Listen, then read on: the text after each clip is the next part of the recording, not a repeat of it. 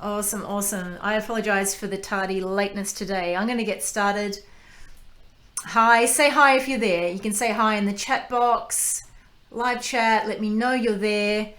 And I do apologize for the late start today. I was working with some new technology, so I would love to have you letting me know that you're on board. Okay, we're going to start. I'm going to start talking about this important topic, which is the number one mistake women making that's keeping them out of their feminine power. So before you get started, I'd love you to jump on over to my brand new Facebook group, in which it's a closed group that you have to be invited into. I would love to invite you into it. It's if you go to hashtag Smart Savvy Sexy, you'll find it. Smart Savvy Sexy. There's also a link above, and there's going to be a link in the description box. We'd love to have you join us over at Smart Savvy Sexy. I'm going to be doing a lot more live streaming inside of that Facebook group, and giving you some other, juicy tips on your feminine power and energy. So grabbing yourself a cup of tea if you do not have one already. I always have the Queen Bee mug going, as you know by now.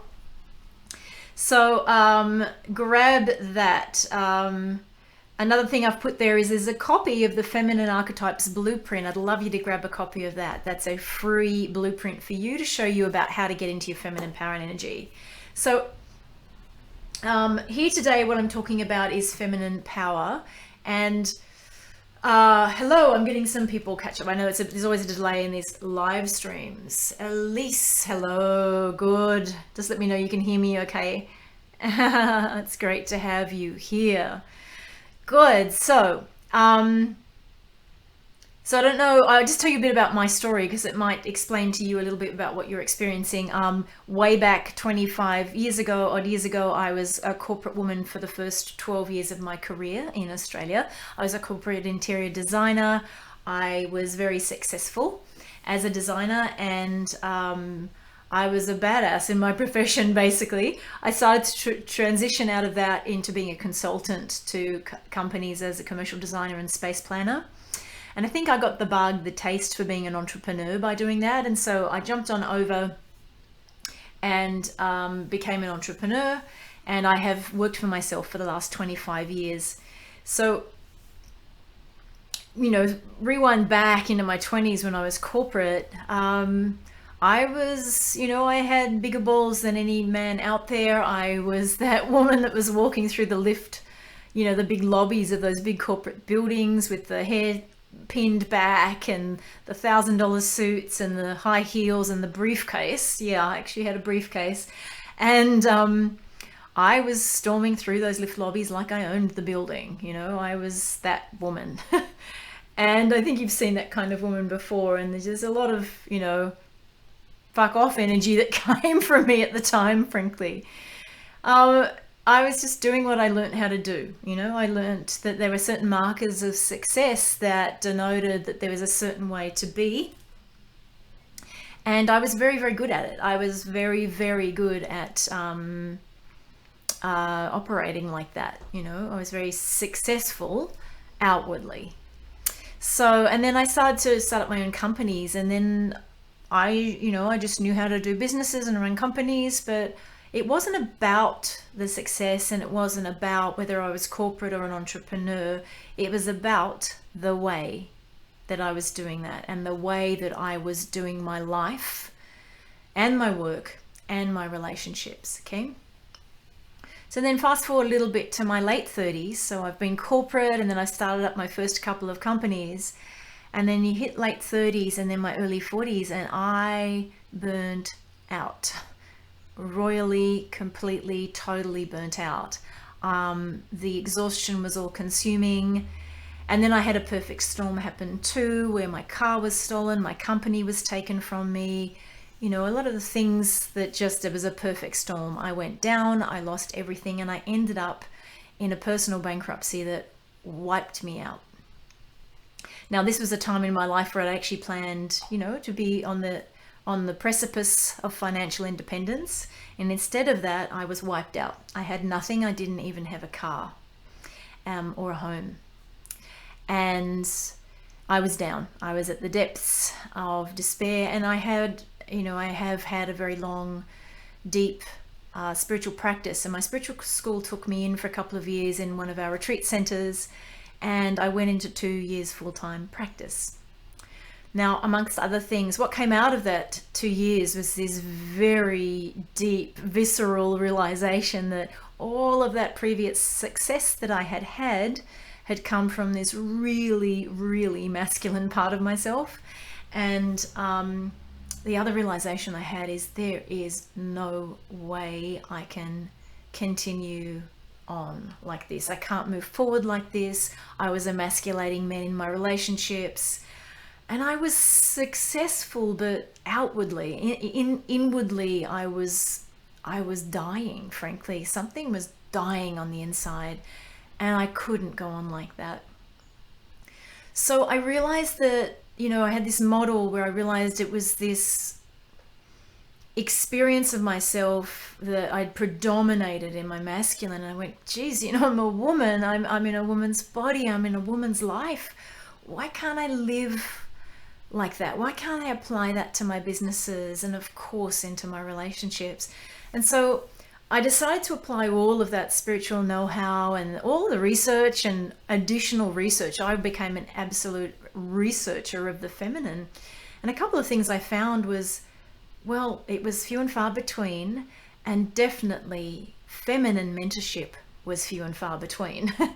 As in, there were female mentors and coaches out there, but those that knew how to coach about business or relationships and the like from the feminine was really rare. It was really rare back then, 10 something years ago. And so I had to do a lot of the learning myself and the trial and error myself. And I really did trial and error. I trial and errored applying the feminine into my life and my communications. And then the big one, which was, okay, how do I apply this to work and business and sales and marketing and communication and team building? And then, of course, into relationships, which I was also previously failing at, frankly. Okay, so fast forward to now. I now have a thriving business that I run on feminine principles. I work when I want to, how I want to, with whom I want to. I have a thriving international community of over 20,000 women who are participating in this work at many different levels. I have a beautiful relationship with an extremely masculine man who loves and adores my feminine, and, by the way, loves that I'm smart and savvy. The true masculine does love having smart women around them, but he loves the feminine part of me. And so life's very, very different. I get to do what I want when I want and travel and do my spiritual practice when I want. It's a different world. It's a different world view. It's like a rebirth. I literally feel like a different woman. And in fact, one of the big ones is I have more energy, juice, life force, and libido than when I was 30 years old. And I'm actually over 50. So that's the background. And if you relate to any of that, give me a little thumbs up or say, hey, I'm in the right place. I mean, you are in the right place if you relate to any of that. And if you're a woman that's really seeking to know how to be feminine, and what the heck does that mean anyway? Because there's a boatload of confusion out there about that. And I'm going to do a different video on that next week, okay? This is not for you if you're totally cool with being in your masculine and that paradigm works for you, or in fact, if you have completely mastered the feminine arts and skills. This is also not for you. Okay. So I'm guessing what you want to be experiencing is you want to experience, to embody, to feel inside you what it feels like to be feminine, what it's like to speak from the feminine, to move from the feminine, to embody the feminine in the way that you speak, in the way that you communicate, in the way that you literally move through your life. And if there's one thing I learned in my spiritual practice, it is we've got to stop pigeonholing our life. Spiritual practice over here, my work over here, my relationship over here, the way I deal with my family over here. We have got to learn to break down all of these barriers and become fluid and the same person amongst all of these situations. And if you are really intrinsically a very feminine woman, then as you learn how to bring her out and exert her into your life, then it's going to be more fluid and easeful as you move between those different relationships and those different things that you do. Now, the reasons why we've been experiencing this, so I don't know if you're aware of this, but let's just crudely say that in the late 50s, 60s, where we as women en masse started to enter the workforce, things started to change for us, because prior to that, women were essentially housewives and mothers. That was essentially the main feminine denomination and role or the only one that we were allowed to actually express. So thank goodness to our feminist forebears, they went, well, hang on, I'm smart and I'm capable. In fact, I'm just as smart and capable. And then we entered this workforce. Now, we need to rewind a bit just to remember that by the 60s, as in by the early 1960s, and since the Industrial Revolution, the workforce had been built by men for men. Okay, so what that meant is the way that business was conducted, communication, work hours, expectations around that were all built on, by men for men. Okay, so it was extremely masculinized. And for us to sort of prove ourselves and to exert ourselves and to create some independence and creativity, we had to slot in to that world in the way that it was described, in the way that it was denoted. And we did. We totally proved that we could do it. We totally have proved ourselves. Women now are in all arenas of life. They're CEOs, they enter office, political office, they run their own companies, and they get to be wives and mothers and have legacy projects and missions and purposes of our own. We have shown that we can do it all. And yet what's happened for so many of us, like my example, is I had to compromise so much of who I was to achieve these markers of success that eventually something inside me just started to scream and say, this cannot continue like this anymore. I cannot bear, my soul, my heart, my energy can't bear to continue to live life like this. Now, for those women that are cuddly cool with still being masculine, they're not in touch with that part of themselves yet. I'll say yet. Because unfortunately in our 20s, fortunately in our 20s, we have a lot more Jing and life force at our disposal. That's just the nature of, the evolution of life. And like, if you're like me, you burnt the candle at both ends. You just burn it.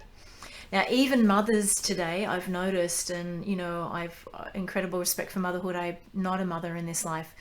But I find, I observe quite a lot of mothers either doing or having to run their family and their kids, and they end up doing it from man mode. They end up doing it from their masculine, and they get burnt out. That is no joyful experience for them. And so they also need to be even shown, even motherhood, this essential marker of being feminine, they need to be shown also how to be feminine and what that would look like and what that's going to take. So that leads us to, how do we do this? How do we change this? What's going to happen? Great, some people have caught up with me. Good, great to have you here. So what do we need to do? So what I discovered in all of my trial and error, and I'm such an avid learner and researcher that I applied and tried and tested everything from every angle you can imagine in my business and in my life and in relationships, and still continue to do so. I'm an avid learner and researcher, and yet I've also been able to distill out what the core and essential feminine arts and skills are that women need to know in order to create a foundation back in their feminine. So if you were anything like me, back then I was 80-90% masculine, and there was this little tiny door into my feminine. That was back then. That was basically when I would cry myself to sleep at night. Sometimes that was the only expression of my feminine. But if you're wanting to, you're a woman in a woman's body, in a woman's life, and a woman's energetic makeup and hormonal makeup. That's another whole conversation. But if you want to feel more feminine and be more like 80-90% feminine and 10% masculine, and it's okay, I don't throw out the masculine here. We need to embrace our masculine. But if you want to be more feminine, then there's a learning of these arts and skills that needs to happen, right? And as I said, I've distilled thousands of different books and readings and practices and approaches into these 5 core arts. And the reason is I've noticed that when a woman sort of really embodies the 5 core feminine arts, then she's able to apply it into the way she speaks, into the way she moves, into the way her energy gets filled up by, implementing the arts and skills into her life. And then she applies it to work or her business or to her relationships, I should say, and. So and work and relationships and business, okay? And so, again, we've got to break down these perceived barriers between these different parts of our lives and realize that you can actually be more feminine and you can apply this experience of being feminine into every single aspect of your life. Okay, I am going to check in on you and see if you have questions. Oh, Brianna Monroe, this is my exact story. Thank you for sharing. Cecilia from Finland. Brianna's in the right place. Blessing Ate. Oh, Adetaburu. Wow, this is such a touching story. Thank you, dear. Nima, beautiful. I often can only see a certain amount of the stream. Beautiful.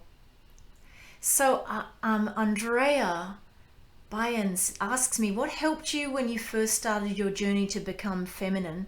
What put you on track?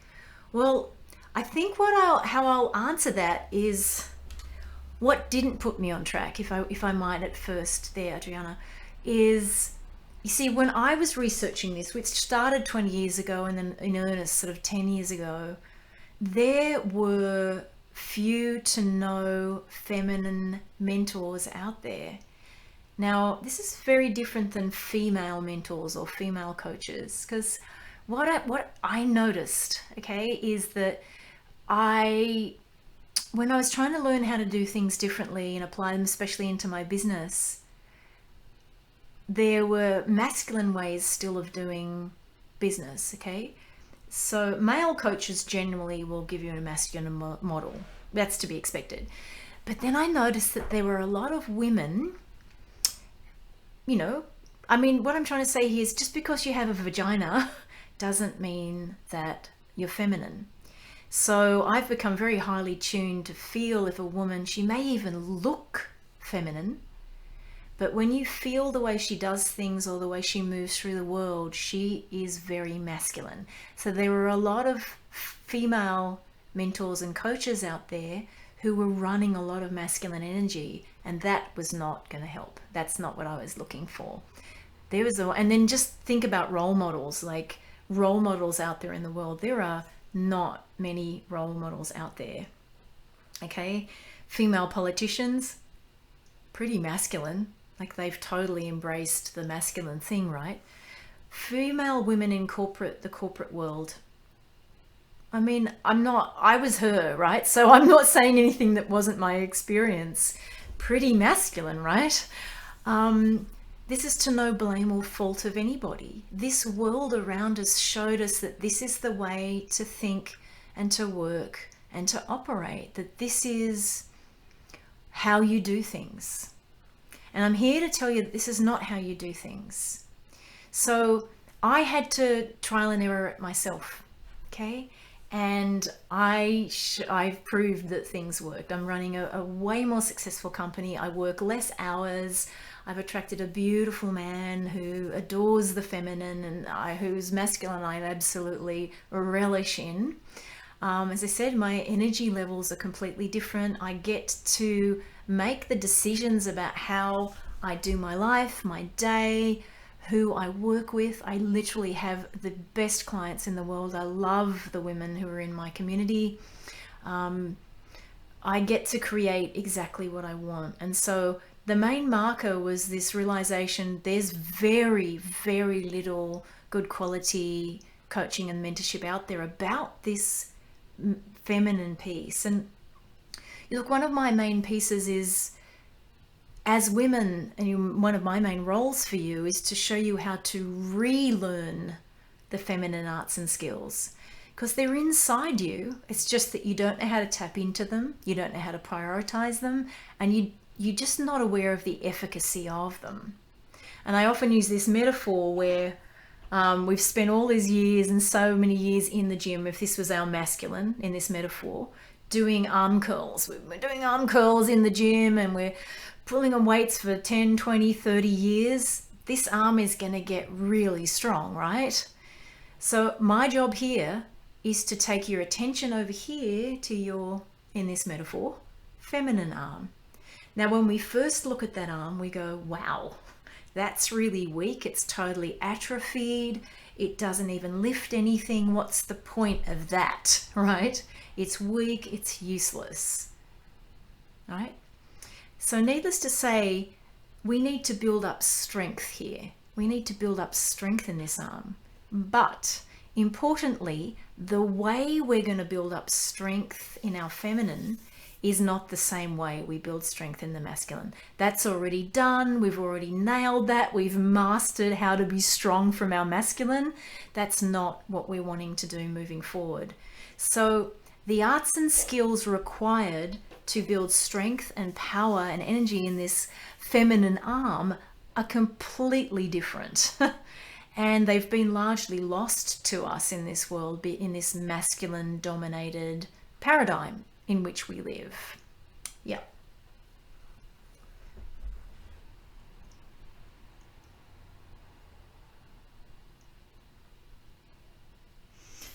Brianna says, yes, same story. I'm building my feminine business now. Beautiful.